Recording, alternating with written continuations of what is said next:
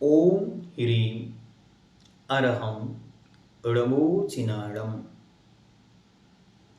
वीतराग सर्वज्ञ अरहंत महाप्रभु का यह पवित्र जिन शासन जयवंत हो। वीतराग सर्वज्ञ अरिहंत महाप्रभु जीव द्रव्य की विशेषताएं बतलाते हुए कहते हैं, जीवो ओ ओग मओ, जीता है। इसे हमने अच्छी तरह जाना। अब ओग मओ उपयोगमयी है, इसे हमने गाथा नंबर 4 के माध्यम से जाना कि वह कैसा है। तो उपयोग 2 प्रकार का है, दर्शनोपयोग, ज्ञानोपयोग। दर्शनोपयोग भी 4 प्रकार का है, चक्षु, अचक्षु, अवधि और केवल। लेकिन अब शेष बचा दंशनम णाणम, तो ज्ञानोपयोग। ज्ञानोपयोग की क्या स्थिति है, सो उसे पूज्यवर गाथा नंबर 5 के माध्यम से हमारे सामने रखते हैं। आइए देखते हैं। णाणम अट्ठबियप्पम, एक एक शब्द को फिर से। णाणम अट्ठबियप्पम, मदि सुद, मदि सुद, कहीं कहीं सुधी शब्द भी लिखा है, ठीक है। सुध भी चलेगा, सुधी भी चलेगा, ठीक है। तो मदि सुद ओहि अणाण णाणाणी। हाँ, इस शब्द को थोड़े ध्यान से बोलना है, क्योंकि पहली बार धरती पर ऐसा शब्द लिखा गया होगा जिसमें एक साथ 5 णा का प्रयोग है। तो इसको 2 भागों में कर लें। पहले 2 णा अकेली लेने हैं, अणाण, बस यहां तक, अणाण, बस यहां तक, ठीक है। फिर पीछे के 3 णा अलग करके णा णा णी, बड़ा णी नहीं करना, छोटी णी करना है। तो अणाण णा णाणी, ठीक। आगे मण पज्जय केवल मबी, पच्चक परोक्ष भेयम च। फिर से णाणम अट्ठ बियप्पम मदि सुद ओहि अणाण णाणाणी मण पज्जय केवल मबी पच्चक परोक्ष भेयम च। णाणम अट्ठबियप्पम मदिशुद ओहि अणाण णाणाणी मण पच्चय केवल मबी पच्चक परोक्ष भेयम च। अब एक एक शब्द का अर्थ देखते हैं। णाणम, णाणम मतलब ज्ञानम, ज्ञानम। अट्ठ मतलब 8, बियप्पम मतलब प्रकार का, भेद वाला। तो ज्ञान 8 प्रकार का होता है। कौन सा ज्ञान? ज्ञानोपयोग, क्योंकि उपयोग का प्रसंग चल रहा है। क्योंकि ज्ञान तो सामान्य से 5 प्रकार का भी हमने अच्छी तरह जाना है अन्य ग्रंथों के माध्यम से, लेकिन यहां बात किसकी चल रही है? ज्ञानोपयोग की। हाँ, ये ध्यान में रखना, अगर कहीं प्रसंग आए कि ज्ञान कितने प्रकार का, तो आपको तुरंत द्रव्य संग्रह याद करके लिख नहीं देना। याद करना कि ज्ञान सामान्य से तो 5 प्रकार का है, मति, श्रुत, अवधि, मन पर्याय और केवल। लेकिन जब ज्ञान उपयोग की बात करते हैं तब ज्ञान उपयोग में वह 8 प्रकार का हो जाता है। इसका कारण क्या है? इसका कारण है कि वह जो ज्ञान है, अगर मिथ्या दृष्टि के है तो 3 प्रकार का ज्ञान अज्ञान रूप कहा जाता है, और सम्यक दृष्टि के है तो वह ज्ञान रूप कहा जाता है। अब उपयोग की चर्चा करनी है तो मिथ्या दृष्टि जीव भी तो ज्ञान उपयोग वाला होगा, उससे ज्ञान तो छीन नहीं लेंगे हम, तो इसलिए उसको यहाँ इंक्लूड करने के कारण यहाँ पर ज्ञान 8 प्रकार का है, ऐसा विशेष ध्यान रखना। हाँ, बहुत सारे लोग इस प्रश्न से इस प्रसंग से अपने आप को डाइवर्ट कर लेते हैं और वे गड़बड़ कर देते। तो गड़बड़ नहीं करना, ज्ञान तो 5 प्रकार का ही है, लेकिन ज्ञान उपयोग कितने प्रकार का है? 8 प्रकार का। ठीक है, ये यहां पर बताया जा रहा है। तृणाणम अट्ठवियप्पम, ज्ञान 8 प्रकार का या 8 विकल्प या 8 भेद वाला है। कौन कौन से हैं वे भेद? एक एक शब्द देखें। पहला मदी, मदी मतलब मति ज्ञान। दूसरा शुद्ध, शुद्ध मतलब श्रुत ज्ञान। तीसरा ओही, ओही मतलब अवधि ज्ञान। ये कैसे होते हैं? तो ये अणाण मतलब अज्ञान रूप होते हैं, और णाणाणी ज्ञान रूप भी होते हैं। मतलब अगर किसी मिथ्या दृष्टि जीव के ये 3 ज्ञान हैं तो वे कहलाएंगे कुमति, कुश्रुत, कुअवधि या विभंग अवधि, या फिर मति अज्ञान, श्रुत अज्ञान और अवधि अज्ञान। और यही जब किसी जीव सम्यक दृष्टि जीव के होते हैं तो ये कहलाते हैं मति ज्ञान, श्रुत ज्ञान, अवधि ज्ञान। तो कितने भेद हो गए? 6 भेद हो गए। कुमति, कुश्रुत, कुअवधि या विभंग अवधि। इसे ध्यान रखें कि आगम ग्रंथों में कुअवधि शब्द का प्रयोग नहीं किया, वहां विभंग अवधि शब्द का प्रयोग किया।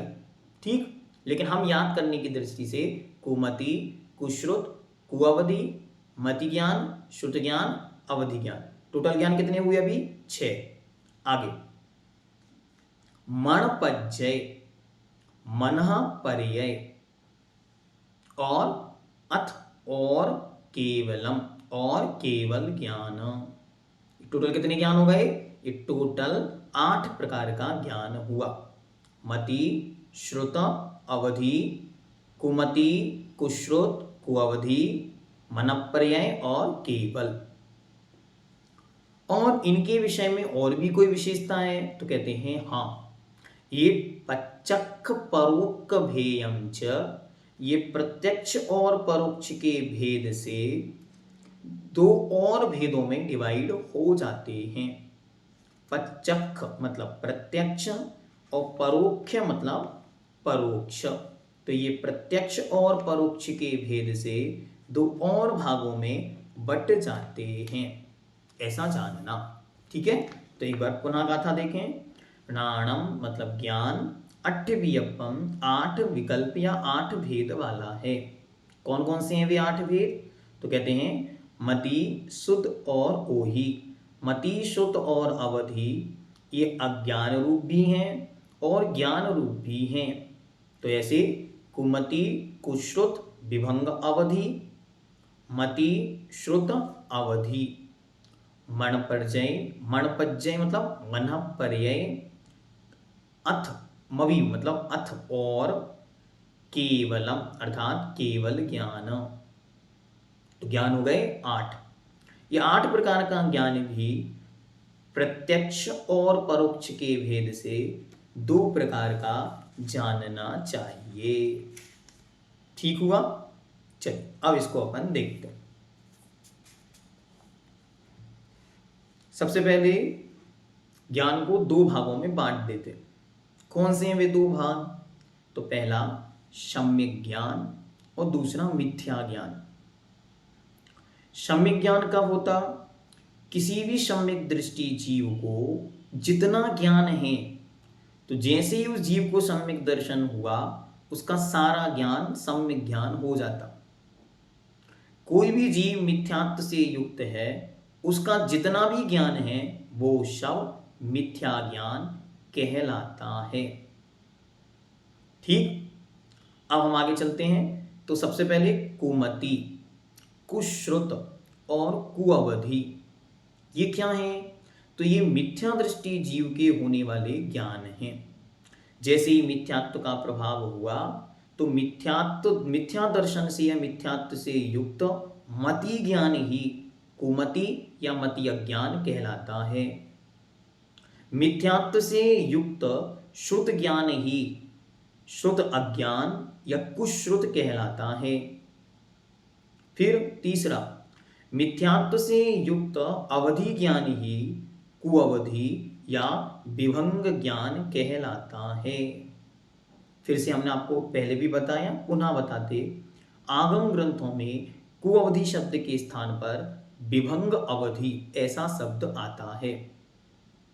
अब हम पहले इन तीनों ज्ञानों की डेफिनेशन देखें, तब तो समझ में आएगा कि मिथ्यात्व से युक्त होंगे तो अज्ञान रूप हैं, और सम्यक्त से युक्त हैं या सम्यक दृष्टि के हैं तो ये सब सम्यक ज्ञान है। तो पहला है मति ज्ञान। मति ज्ञान किसे कहते? सबसे पहले ज्ञान उपयोग किसे कहते? तो ज्ञान का अर्थ है जिसके द्वारा जीव जानता है अथवा जानना मात्र ज्ञान है। ये कैसा है? ये साकार उपयोग है, आकार से युक्त होता है। चेतना की शक्ति जिस समय ज्ञानाकार न रहकर ज्ञेयाकार रूप हो जाती है उस समय वह सफेद है, काला है आदि विशेष रूपों का ग्रहण होने लगता है।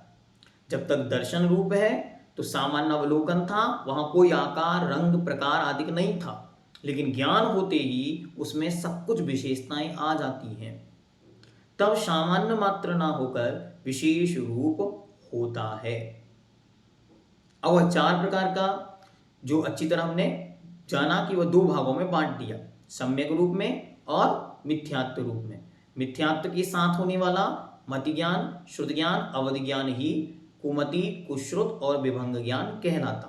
अब सम्यक ज्ञान जो 5 प्रकार का है इसको ध्यान से देखिए। पहला, मति ज्ञान। मति ज्ञान क्या है?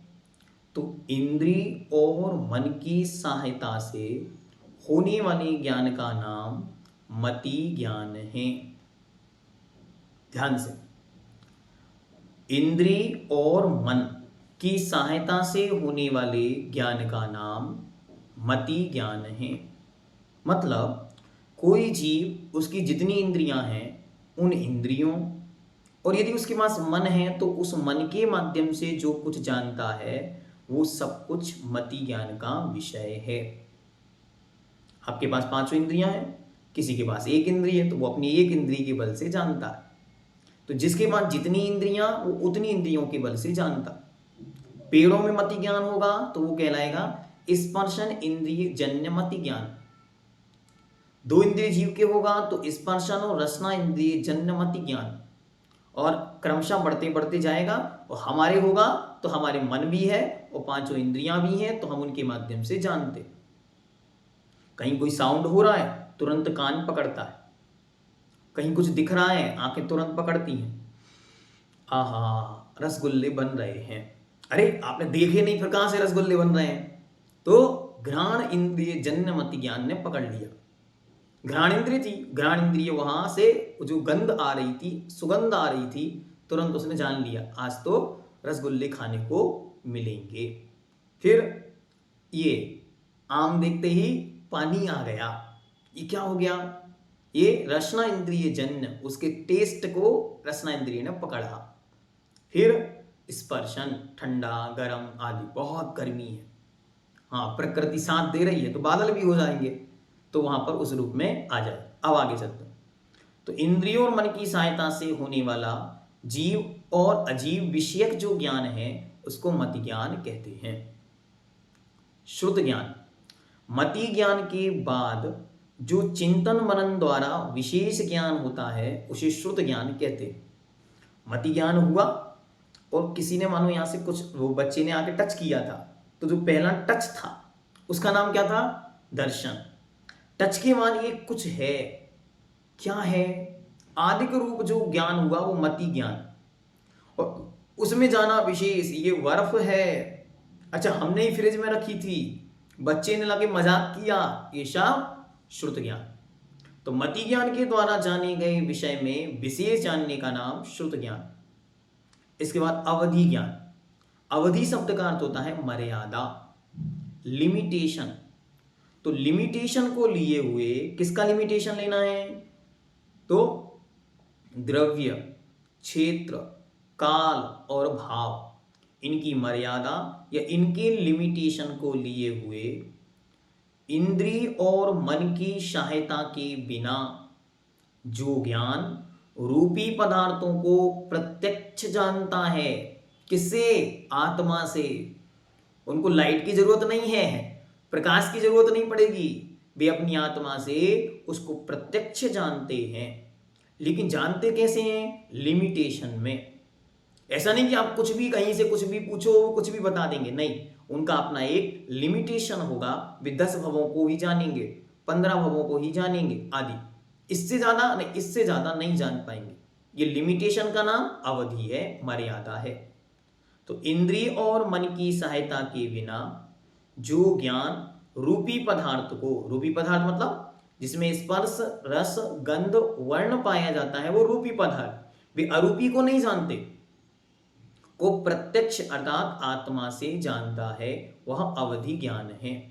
यह ज्ञान एक निश्चित अवधि, सीमा, मर्यादा तक ही होता है, इसके बाहर नहीं होता, इसलिए इसका नाम है अवधि ज्ञान। ठीक हुआ? अब इसके बाद आता है मनः पर्यय ज्ञान। तो शब्द क्या कह रहा है? मनः अर्थात मन की, पर्यय मतलब अवस्था, स्थिति। तो जो क्या करता है? तो अवधि ज्ञान की तरह बिना किसी बाह्य अवलंबन के, मतलब जैसे अवधि ज्ञान में बिना मन और इंद्रियों की प्रकाश की सहायता के ही जो क्या करता है? दूसरे के मन में रहने वाले रूपी पदार्थों, विचारों को चिंतित, अर्धचिंतित और अचिंतित विचारों को भी जान लेता है। दूसरे के मन में क्या चल रहा है, वो सब मन की पर्यायों को मन पर्याय ज्ञानी जान लेते हैं। इस प्रकार यह 4 प्रकार का छायोश्रमिक ज्ञान है और एक छायिक ज्ञान है जिसका नाम केवल ज्ञान है, जो क्या करता? तो 6 द्रव्यों की अनंतानंत पर्यायों को एक साथ जानने की सामर्थ्य का नाम केवल ज्ञान है। सब कुछ एकदम प्रत्यक्ष है, ना इंद्रियों की जरूरत है, न मन की जरूरत है, न उजाले की जरूरत है, न ही अन्य किसी की जरूरत है। वे आत्मा से ही प्रत्यक्ष रूप से, स्पष्ट रूप से तीनों लोकों की, तीनों कालों की, सर्वद्रव्यों की अनंतानंत पर्याय, पर्याय मतलब अवस्थाओं को जान लेते हैं। उनका नाम है केवल ज्ञान। इस प्रकार ये 5 प्रकार का सम्यक ज्ञान हुआ और 3 प्रकार का मिथ्या ज्ञान, मिथ्यात्व के योग से। कोई जीव सम्यक दृष्टि है और उसके पास जो ज्ञान है, जैसे वो मिथ्या दृष्टि होगा उसका सारा ज्ञान मिथ्या ज्ञान हो जाता। कोई जीव मिथ्या दृष्टि है, उसका जितना ज्ञान है सम्यक ज्ञान प्राप्त, सम्यक प्राप्त करते ही, सम्यक दर्शन होते ही उसका ज्ञान सम्यक ज्ञान हो जाता। ये उनमें अंतर है। श्रद्धा का अंतर होने से ज्ञान में अंतर आ जाता। ज्ञान में कोई अंतर नहीं आता कि भाई ज्ञान बढ़ जाए, कम हो जाए, कि सम्यक दृष्टि है तो बहुत ज्ञानी होगा, मिथ्या दृष्टि है तो कम ज्ञानी हो, ऐसा नहीं होता। ज्ञान में अंतर नहीं आया, श्रद्धा के कारण ज्ञान की श्रद्धा में अंतर आ गया। बस इतना सा अंतर उन दोनों में जानना चाहिए। अब क्या कहते हैं? अब कहते हैं पच्चक्ख परोक्ष भेयम च। यह जो ज्ञान है ऊपर हमने कहे, इनको 2 भागों में और डिवाइड करो। ये स्पेशल कैटेगरी बता ये तो सामान्य कैटेगरी हो गई ज्ञान की। अब स्पेशल कैटेगरी क्या है? तो ये प्रत्यक्ष, पच्चक्ख मतलब प्रत्यक्ष, और परोक्ष मतलब परोक्ष भेद वाले हैं। ये प्रत्यक्ष और परोक्ष के भेद से 2 प्रकार के हैं। कैसे हैं? तो आइए देखते हैं। सबसे पहले प्रत्यक्ष ज्ञान। प्रत्यक्ष ज्ञान किसे कहते हैं? इंद्रिय और मन की सहायता के बिना, इंद्रिय और मन की सहायता के बिना आत्मा से होने वाले प्रत्यक्ष ज्ञान को प्रत्यक्ष ज्ञान कहते हैं, या आत्मा से जानने वाले ज्ञान को प्रत्यक्ष ज्ञान कहते हैं। किस क्या क्या? फिर से कंडीशन याद करो। इंद्रिय और मन की सहायता के बिना स्पष्ट आत्मा से जानने वाले ज्ञान का नाम प्रत्यक्ष ज्ञान है। और इसके अपोजिट है परोक्ष ज्ञान। तो इंद्रिय और मन की सहायता के साथ होने वाले ज्ञान का नाम परोक्ष ज्ञान है। अब जो ऊपर ज्ञान कहे गए थे, इन ज्ञानों में से मति ज्ञान, श्रुत ज्ञान, अच्छी तरह देखें, मति ज्ञान और श्रुत ज्ञान, ये दो ज्ञान तो कैसे हैं? परोक्ष हैं, क्योंकि ये कैसे होते हैं? इंद्रिय और मन की सहायता से होते हैं। ठीक। और इसके अलावा अवधि ज्ञान, मनःपर्यय ज्ञान और केवल ज्ञान, ये तीनों ज्ञान कैसे हैं? तो ये तीनों प्रत्यक्ष ज्ञान हैं। ये इंद्रिय और मन की सहायता के बिना आत्मा से स्पष्ट जानते हैं। इस प्रकार ज्ञानोपयोग के कुल 8 भेद हो जाते हैं। उनमें से मति ज्ञान और श्रुत ज्ञान को परोक्ष तथा शेष 3 ज्ञान को प्रत्यक्ष ज्ञान कहा। ठीक है, अच्छी तरह इसको ध्यान में रखना। इन 5 ज्ञान में प्रथम 3 ज्ञान विपर्यय अर्थात मिथ्यात्व रूप भी या अज्ञान रूप भी होते हैं। इस प्रकार 2 परोक्ष, 3 प्रत्यक्ष और 3 विपरीत, कुल मिलाकर ज्ञानोपयोग के 8 भेद होते हैं। क्लियर हो गया? फिर से चाहे तो चार्ट बना लें, चार्ट नहीं चार्ट, ऊपर लिखें ज्ञान उपयोग। ठीक, उसके 2 भेद करें, एक इस तरफ जाएगी लाइन, एक इस तरफ लिखें पहले सम्यक ज्ञान, इस तरफ लिखें मिथ्या ज्ञान, फिर मिथ्या ज्ञान के नीचे क्रमशः लिखें कुमति, कुश्रुत और विभंग ज्ञान, ब्रैकेट में लिखते हैं कुअवधि ज्ञान। फिर सम्यक ज्ञान में से एक लाइन नीचे तक खींचें और फिर 2 भेद बनाएं, 2 लाइन, पहला परोक्ष और एक प्रत्यक्ष। परोक्ष के साथ ब्रैकेट में लिखें इंद्रिय और मन की सहायता से, प्रत्यक्ष के साथ लिखें बिना इंद्रिय मन की सहायता के आत्मा से। फिर नीचे आए परोक्ष के नीचे, तो परोक्ष के 2 भेद, मति ज्ञान, श्रुत ज्ञान। ठीक हुआ? आगे प्रत्यक्ष के भी 2 भेद, एक देश प्रत्यक्ष और एक सकल प्रत्यक्ष।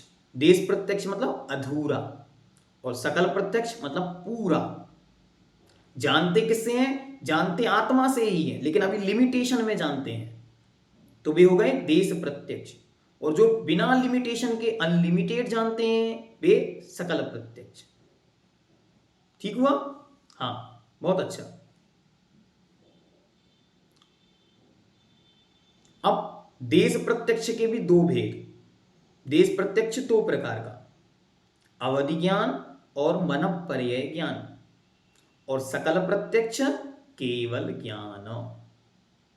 इस प्रकार यह आपकी गाथा नंबर 5 का विषय पूर्ण हुआ।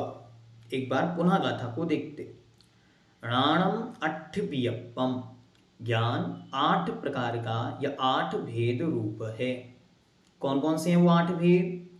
तो मति, शुद्ध, ओहि, अणाण अणाणाणि, मणपज्जय, केवलमपि। मति, श्रुत, अवधि, ये अज्ञान रूप भी हैं और ज्ञान रूप भी हैं, तो टोटल हुए 6। कुमति, कुश्रुत, विभंग, अवधि, और मति, श्रुत, अवधि, मणपज्जय मतलब मनःपर्यय, और केवल, टोटल हुए 8 भेद। इन्हें और भी प्रकार से कैटेगराइज किया है, तो कहते हैं पच्चक्ख, परोक्ष, भेयम च। इन्हें प्रत्यक्ष और परोक्ष के भेद से भी जानना चाहिए। प्रत्यक्ष ज्ञान जो इंद्रिय और मन की सहायता के बिना आत्मा से होता है वो प्रत्यक्ष ज्ञान, और जो इंद्रिय और मन की सहायता से होता है वह परोक्ष ज्ञान है, ऐसा विशेष रूप से जानना। यह क्या है? यह तो जीव का सब कुछ है। इसके बिना जीव का कुछ भी नहीं। इसकी चर्चा पूज्यवर आगे गाथा नंबर 6 में करेंगे।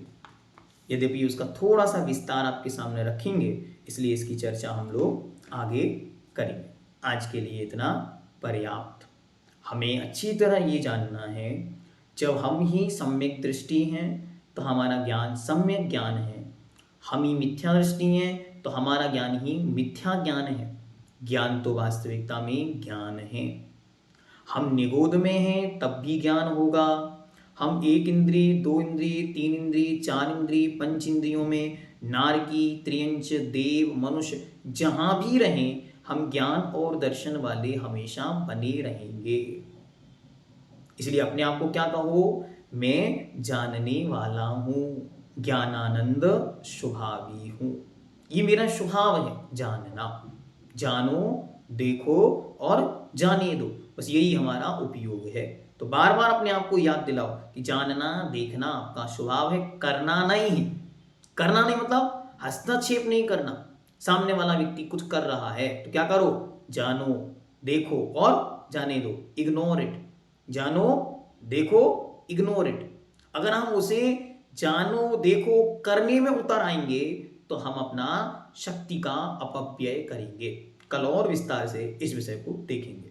जैनम जयतु शासनम।